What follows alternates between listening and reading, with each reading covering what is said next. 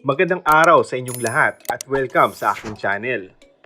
Ayon kay Yasi Pressman, narinig ng araw niya ang chismis na nagselos daw sa kanya si Julia Montes na kumpirmadong girlfriend ni Coco Martin. Dahil nga parati silang nalilink noon since magkasama sila sa FPJs ang probinsyano. Narinig ka rin po yata yun, pero wala naman po. Say ni Yasi na makausap ito sa presscon ng bago niyang proyekto. Tinanong ito kung nagkita na ba sila ni Julia. Isang maikling hindi pa po ang sagot niya.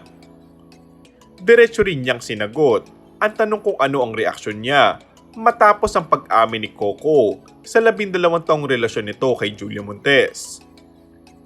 Tawa na lang ang isinagot niya nang tanungin kung alam niya ba ang tungkol dito. Grabe naman po yung mga tanong ninyo, sambit niya.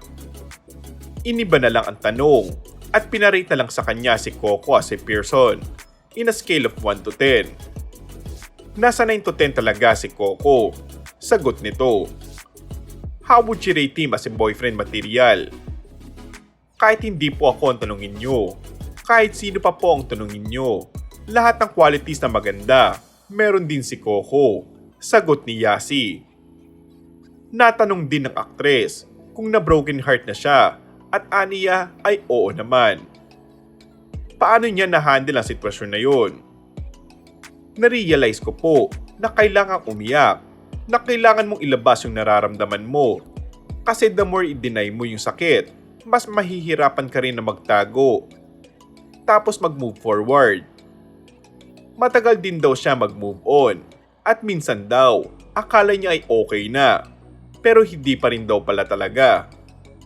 Dahil sa mga naging pahayag ni Yasi ay agad na kinonek ito ng netizens na nagsabing nasaktan si Yasi sa pag-amin na dalawang tunay na estado ng kanilang relasyon.